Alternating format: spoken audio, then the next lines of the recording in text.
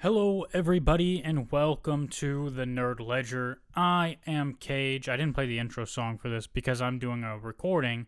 Well, not like just an audio recording, but I'm doing also a video recording. It's not live. It's just just a video. Okay, just a video, and the audio will be posted as a podcast too, which you probably know if you're listening to this as an audio podcast. But yeah, no, I didn't play the intro music just because. Anyway. I'm Kaje. I'm here to talk about some nerd news. There's four big-ish pieces of nerd news. One I guess you could see on the screen. But there's other stuff I want to talk about as well, including some of the stuff about Rings of Power, because we're gonna do our Rings of Power review on Friday with all of our other every week. So we did the first 3 episodes already. So if you haven't listened to that, you can go check it out. And then we also anyway. So I'm gonna talk about a little bit about Rings of Power, but no spoilers or anything. Just a couple things about some of the criticisms, and also I was gonna do some full episode, like podcast episode review of season 1 and 2 of Hit Monkey, because I just finished that. I don't think that's necessary, to be honest, so I might just say some things about it here at the end. And then a couple things about Batman Caped Crusader. I've watched the first 3 episodes, and I have some thoughts, so I'll probably say some things about that as well. But let's just do the news first. The first news is about The Lord of the Rings.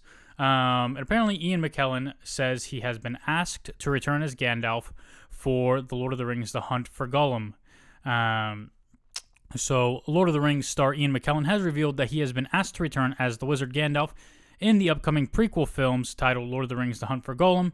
In a new interview, McKellan, currently in recovery from a stage fall during a performance in London's West End, was talking about the sustained love and enthusiasm for the Lord of the Rings franchise, while also revealing that he's aware of the new prequel film because producers hope that I'll be playing him, is what he said. And the full quote to The Big Issue, McKellan said, hold on. Enthusiasm for the Lord of the Rings shows no signs of abating. I've just been told there are going to be more films for Gandalf, and Gandalf will be involved, and they hope that I'll be playing him. Ian McKellan is 85, so he can't guarantee his availability for any new film projects. This isn't surprising to me. Of course, they're going to ask him to come back as Gandalf for that. I wouldn't be surprised if Andy Serkis will play Gollum. He's also directing the film. And it comes out in 2026, so that's when it's slated for. So none of this is too surprising. McKellan acknowledged that The Hunt for Gollum is only in the early stages of development, suggesting that producers indeed move with haste. He said, "When? I don't know what the script is. It's not written yet, so they better be quick." So that's what he said. There's that, and then on the topic, right? On the topic of the Lord of the Rings, I should talk a little bit about the Rings of Power, because a lot of criticism has been levied at the Rings of Power, and a lot of it is very fair criticism. Some of it's pretty unfair criticism, but that's just the nature of fandom. One of the things that it's been heavily criticized for from last week's premiere is the appearance of a baby orc. And this has caused a lot of debate and, backlash and people arguing online about how orcs procreate. And Cher and I talked about it a little bit in our review, but it leads to some greater thoughts I had about all of this. Because anytime, obviously, you have an adaptation of something, there are going to be people who compare it and criticize and whatever. And that's just normal, right? That's the nature of the beast. But on top of that, when it's Tolkien, like, people take Tolkien as kind of gospel. The problem I see very frequently online is that people assume they know everything about Tolkien and all of his works, and they're often wrong. And I don't even exclude myself from that, because the thing is, people forget things and whatever, but you can't act like you're the arbiter of Tolkien's entire, living work and dictate to people what he would have believed and what he thought, especially when you're wrong. So I've seen people arguing about the orcs thing, and people saying like, oh, orcs procreating and having babies is a slap in the face to Tolkien and his vision, and they frequently go back to the that orcs were corrupted elves because of some passages from the Silmarillion, but there are other passages that suggest that they procreate. There are letters from Tolkien that suggest that they procreate. They mention that they procreate in the likes of man, or it must be assumed that they procreate. Like, my point with this is, for every piece of evidence someone can show that Tolkien believed one thing, or that he wrote one thing, there is probably, and a lot of times, evidence that he wrote something different or with more context around it. And multiple things can be true at once. Is it possible that Tolkien believed that orcs could procreate and have baby orcs? Yes. Is it also probably true that Tolkien would watch The Rings of Power if he was alive and utterly detest it? Probably. But the same is true of the Lord of the Rings trilogy. Tolkien would have hated that as well, most likely. And most people love it. It's not like this beautifully, faithfully adapted work. A lot of it is faithful in a lot of ways. A lot of it is beautiful in a lot of ways. But there are a lot of changes in The Lord of the Rings that people were mad about then. And if those people, if people who are criticizing The Rings of Power now had read Lord of the Rings growing up and watched that movie trilogy and were the same age they are now, they would be criticizing The Lord of the Rings as well. A lot of people love The Lord of the Rings because they grew up with it, and even at the time, people loved The Lord of the Rings, but there were still Tolkien purists and Tolkien enthusiasts that were not fans of it because of a lot of changes, including the Battle of Helm's Deep having elves show up. That was particularly non-Tolkien-ish, but it's okay because it's an adaptation. I mean, I can say it's okay, but a lot of people feel like it's not okay, and didn't make a lot of sense or whatever. Like, people can say whatever they want. My point is, with Lord of the Rings, because of how successful those films are and because of how a lot of people grew up with them, it gets more of a pass. Whereas The Rings of Power, every little thing is being criticized and saying, oh, Tolkien would be rolling in his grave and he would hate this. Well, Tolkien would have also hated elves showing up at Helm's Deep. Tolkien most likely would have also hated the characterization of Aragorn through the Lord of the Rings trilogy, because that was also a major change. He would probably have many, many, many problems with many, many, many things, including the fact that Frodo left seemingly within weeks or months of Bilbo leaving. That's a major change as well. It makes sense to a lot of people viewing it, but again, if people were viewing The Lord of the Rings in the same way they're viewing The Rings of Power, those things would also be heavily criticized. And there's a lot more, right? A lot more. Faramir, for starters. A lot. There's a lot that people would have issues with. Some people appreciate the lack of Tom Bombadil in The Lord of the Rings, but again, it's a major change. There are a lot of major changes that were made for the Lord of the Rings trilogy movies, and that's fine because they are theatrical masterpieces and they are well regarded by fans. But again, the Rings of Power doesn't get that, I guess, patience. Like, people just want to comb through it with a fine-tooth comb and point out all the differences between it and the lore, which I've already talked about. It can't really be that true to the lore because they don't have the full rights to tell those stories, which is their fault for making those decisions. But again, it is what it is. But people really want to hate The Rings of Power, and there are legitimate reasons to dislike The Rings of Power, especially with season 1. A lot of the writing and storytelling is just not great. It's pretty poor.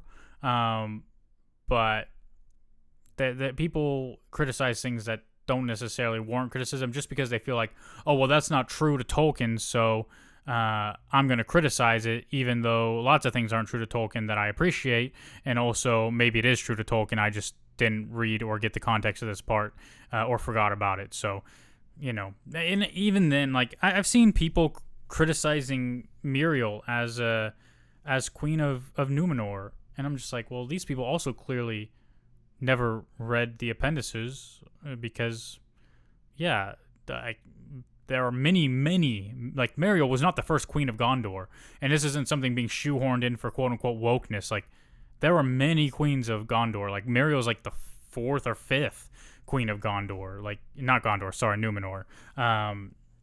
So, I don't know. Like, if people want to dislike something, they will. And it seems like people really want to dislike the Rings of Power for any number of reasons. And I get some of it. And even if you listen to my discussion with Cher about the first 3 episodes, I said a lot of very not so nice things about the series and things I didn't like about it. Despite the fact that the first 3 episodes are quite better than season 1. And the Anatar Celebrimbor stuff is beautiful. I love it. But I said a lot of not so nice things because I'm not a fan of Galadriel and Gil-galad's characterizations in this stuff. Like, these are not characters I recognize. But then again, there will be people who say they didn't recognize the version of Aragorn that was in the Lord of the Rings trilogy. Anyway, that's that. That's all. That's what I had to say about that. On to some other news. The Lanterns TV series apparently is looking to cast Josh Brolin as Hal Jordan. If you don't know who Josh Brolin is, he played Thanos, and he also played Cable, and I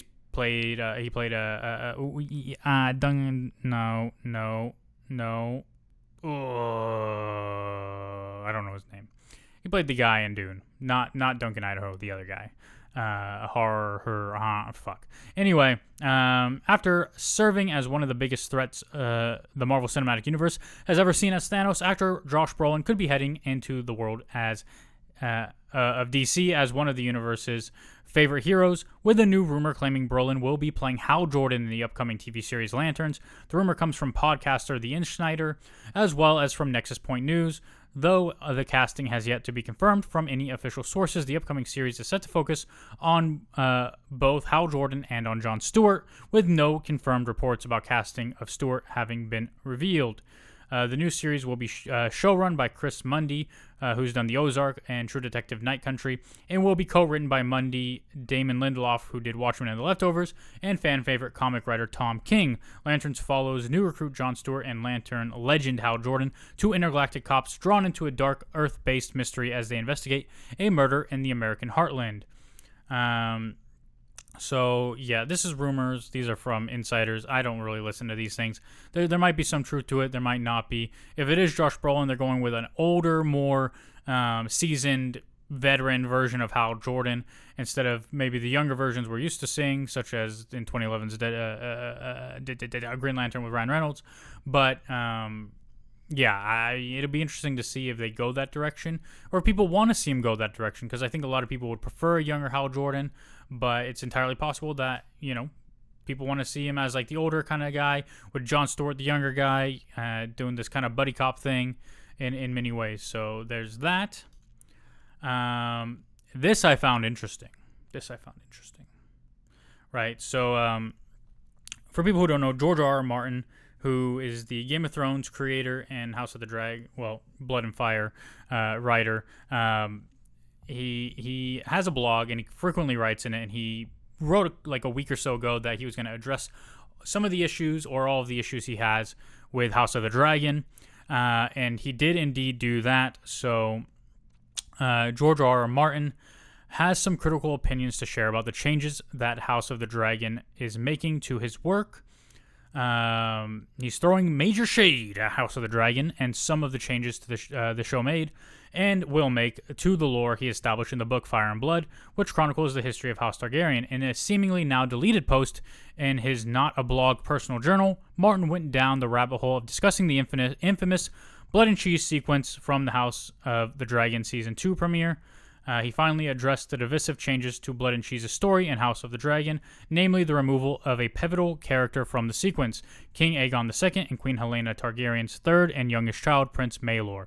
The show only featured the twins, Prince Jaehaerys and Princess Jaehaera. Okay, then an ad just popped up. That's very annoying. Sorry. And by the way, spoilers, if you haven't watched House of the Dragon and you don't want to be spoiled, you should probably stop listening right now.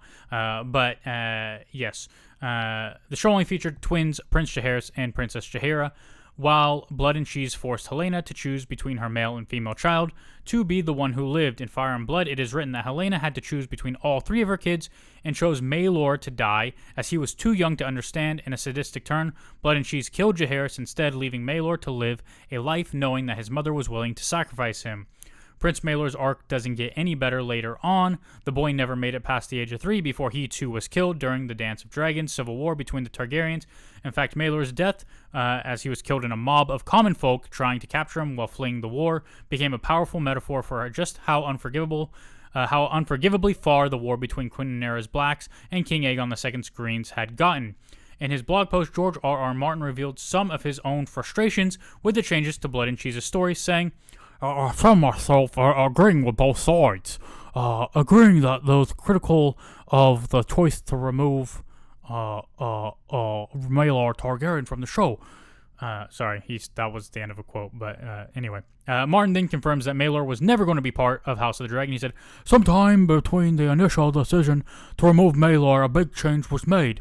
The prince's birth was no longer just going to be pushed back to season 3, he was never going to be born at all. The younger son of Aegon and Helena would never appear. Martin likens cutting Maelor from the show to the butterfly effect, wherein one minor change causes a snowballing effect of many bigger changes down the line. He runs through some major spoilers about the latter part of the Dance of Dragons conflict, pointing out how one of the most brutal and shocking moments of that conflict, Maelor's death at the hands of the mob, is no longer a possibility for House of the Dragon to depict. And judging from his words, George R.R. Martin is nervous at best, or upset at worst, that there is no certainty when it comes to replacing some bigger themes that come with that side of the story.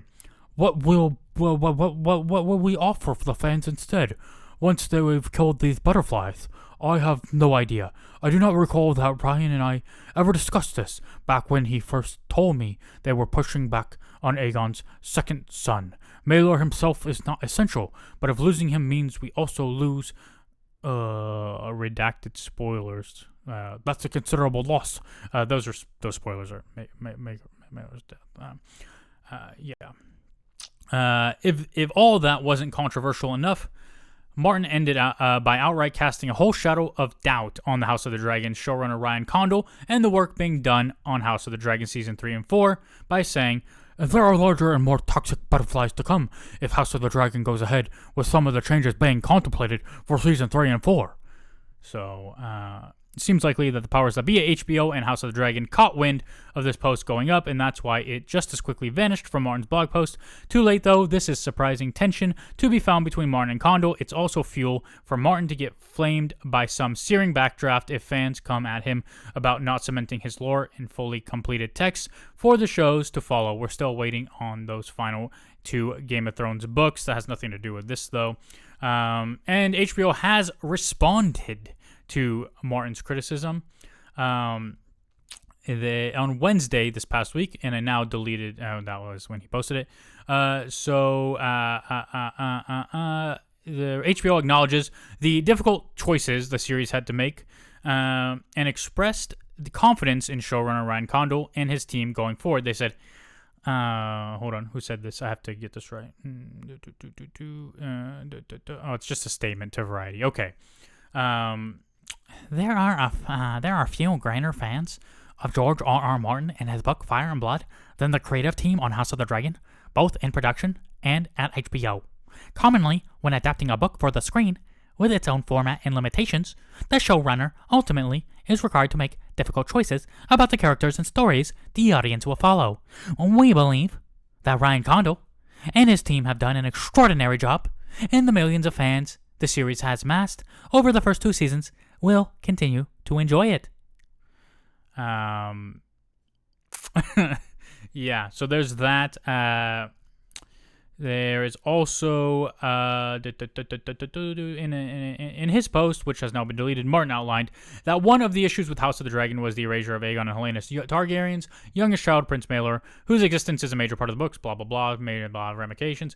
Martin wrote that when Condor first spoke with him about the plan for Maelor, he came to understand the practical reason for it, but also was assured that the character was merely being postponed.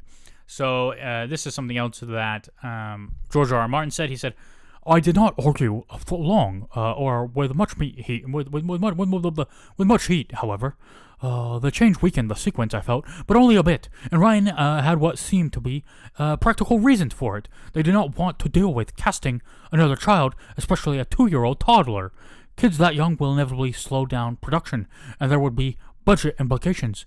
Budget was already an issue on House of the Dragon. It made sense to save money where we could.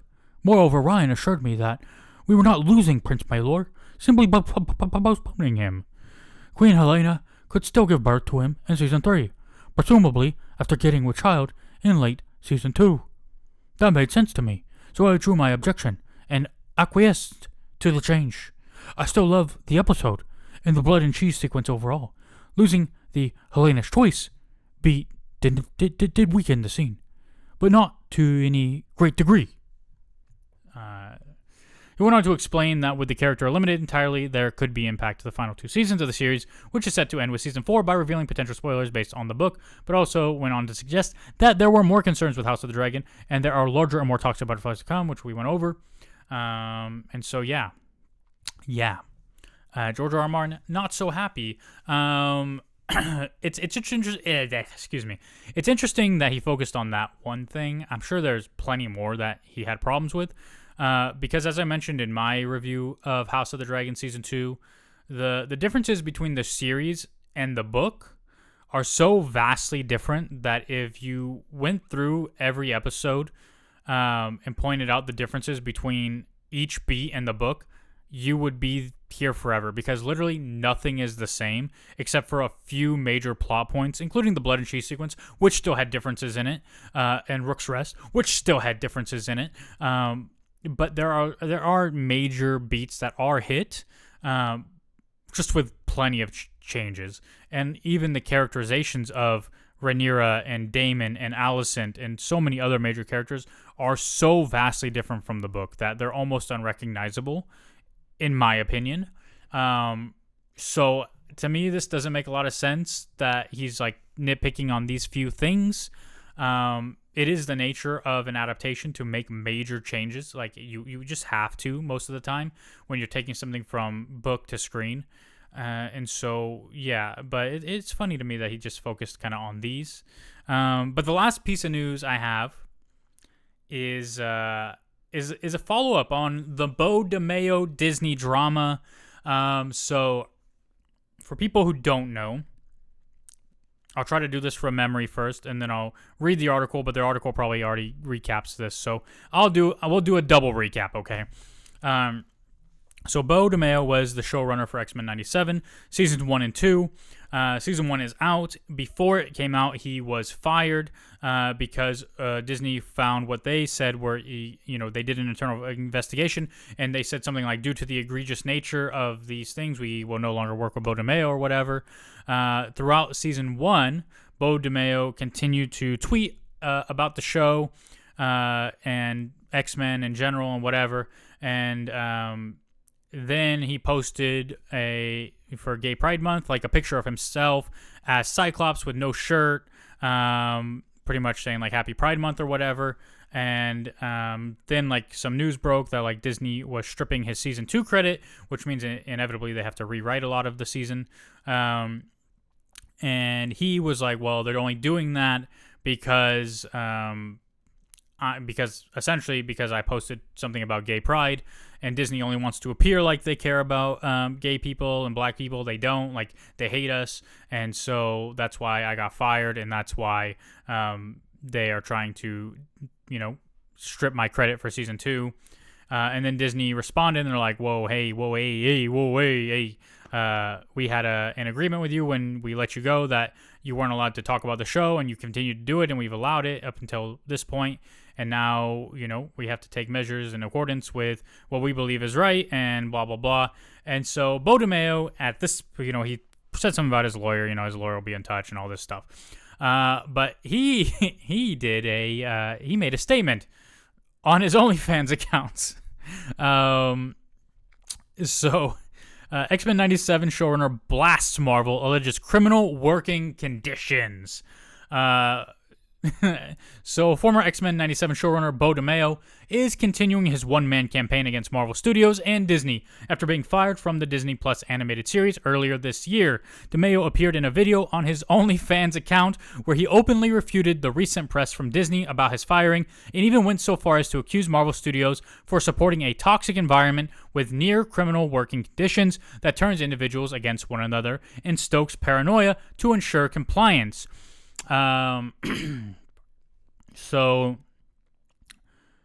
DeMayo said in his video post, "The rumors being spread around me online are lies, and they are offensive, but more concerning is that they're a smear campaign designed to discredit my credibility in order to cover up the egregious, prejudicial misconduct stretching from select crew members on the X-Men 97 all the way to the top at Marvel Studios. In the end, the offenses Marvel and others have leaked are designed to distract you from what really offended them. Someone like me dared to speak truth to people like them. They wanted me to be the black stamp of approval on this project. I declined. They wanted me. Sorry, they didn't want me. Sorry. They wanted to erase aspects of my personality that clashed or proved inconvenient for the misguided narratives they wanted to establish. I declined. They tried to intimidate me with both explicit and implied threats. I was not intimidated. Everything they have done since then has been designed not just to silence me and smear me, but to crush me and to remind me to know my role."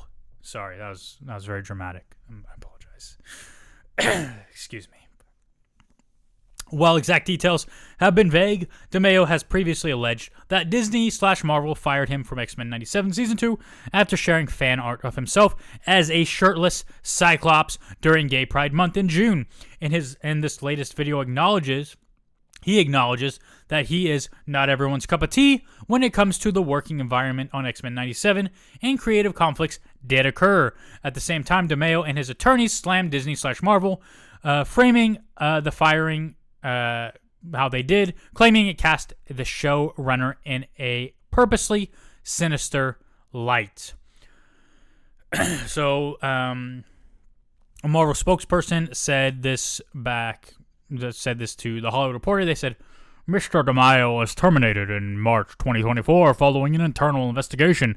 Given the egregious nature of the findings, we severed ties with him immediately, and he has no further affiliation with Marvel." In addition, DeMayo said in his video, my thing is frozen, so if you're watching the video version of this, it is frozen. Don't know what's happening.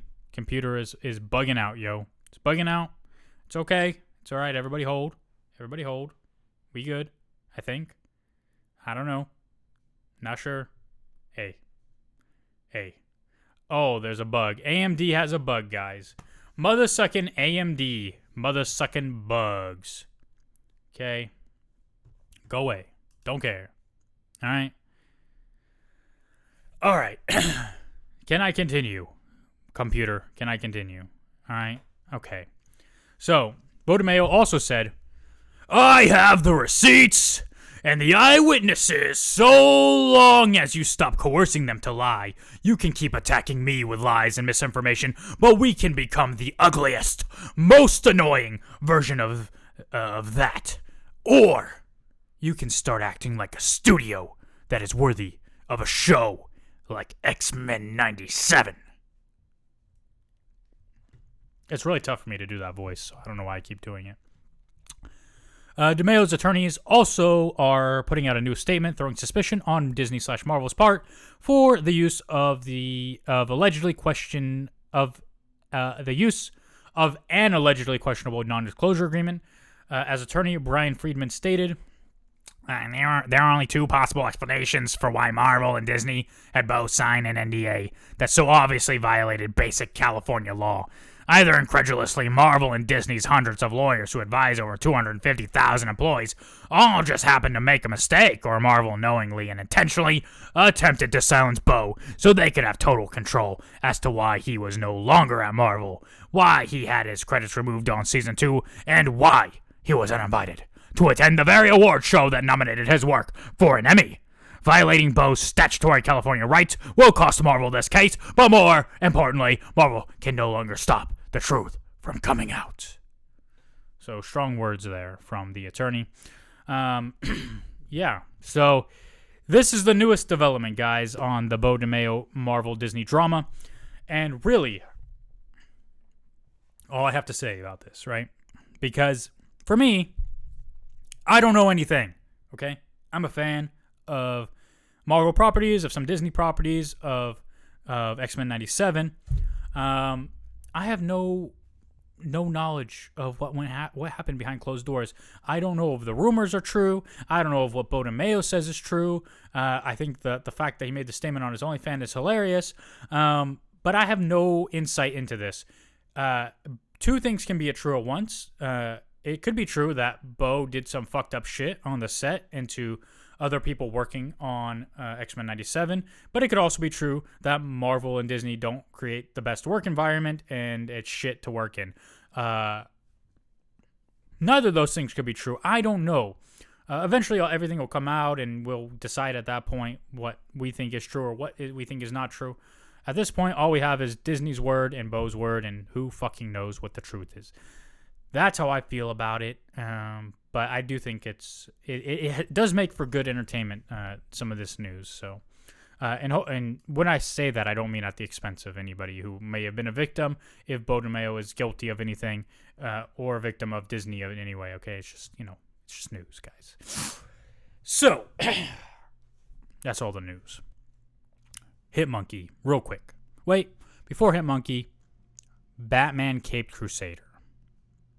So the first 3 episodes that I watched, they weren't bad. They were pretty enjoyable. And I only saw criticism widely for the Penguin change. When I say... okay, so for people who don't know... hold on, I'm messing with shit. For people who don't know, in Batman Caped... Why? I don't want it to look like that. Whatever.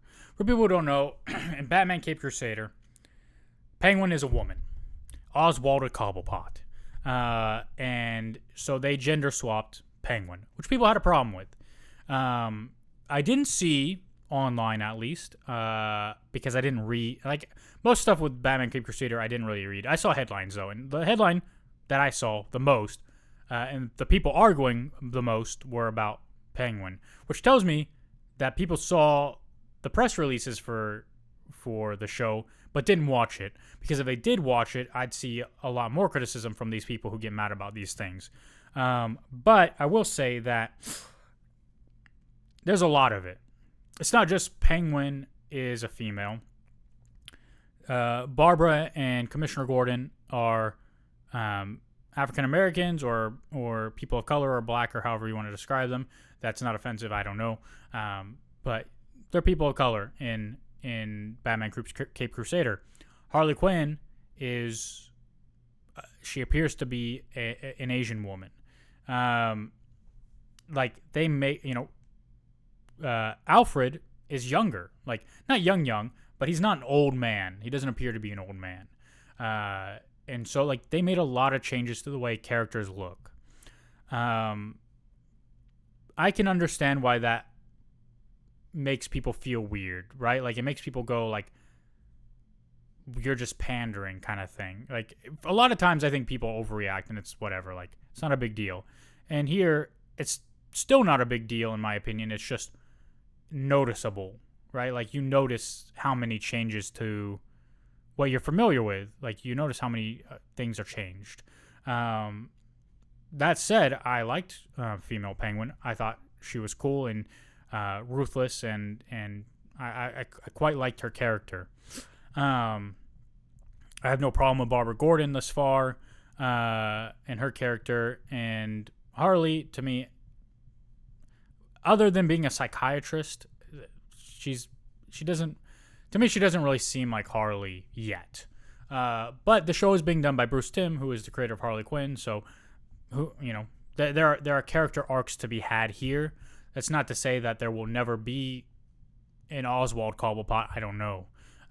It's not likely because Oswaldo has 2 sons, neither of which are Oswald. We don't know if she has a brother who's Oswald, who becomes the Penguin or whatever. But story-wise, it's interesting. It's not like amazing. It's not like the best thing I've ever seen, but it's Batman Caped Crusader. It's interesting enough. I do have more of like concerns about, well, not concerns, but I was a little more disappointed that like they brought in Clayface, who I really like as a villain, but I feel like they could have done more with him. So like things like that, but that's just my personal opinion. So again, I feel like everything that comes out, whether it's Marvel, DC, Lord of the Rings, Star Wars, Harry Potter, anything, all the time there's just going to be criticisms about the race of characters or the gender of characters or this or that, and like most of the time, to be honest, I just have no time for that because I just don't care, unless like it somehow impacts the story, or it's like very clearly like they're doing it for the sake of doing it, not because so and so was the best choice or this was the best choice or this fit the story or this fit the narrative. Like, if there are story reasons to do it and the story is good and engaging, then it's whatever, right? Like, nobody should care. People will care, but nobody should care. If it's like, if you're just doing it because you want to meet a quota or whatever it is, like, and I don't know what the truth of any of that is, I can understand why there's opposition to it, but I can also understand that, like, if it doesn't affect the story in a negative way, then to me, I don't care. That's just me. Hitmonkey. So, season 1 came out like 3 years ago or something, or 4 years ago. I don't even know. 3 years ago, 4 years ago. It came out a long time ago. And season 2 just came out this July. So I watched all of it, and I quite enjoyed it. I liked season 1 more than season 2, but I still liked season 2. They hit emotional beats really well, I feel. They do really cool things, especially with some of the death scenes. It's just a really enjoyable series, and the reason why I'm not doing a full episode on it is because really I'd have to like find things to say or like talk about very specific things, character arcs and moments.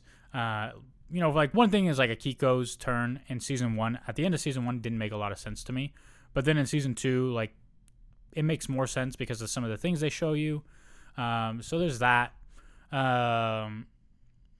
But yeah, overall, like there's at a surface level, it's very entertaining, and at a deeper level, if you want to look deeper, there's some interesting philosophical ideas and things within thematically in the show.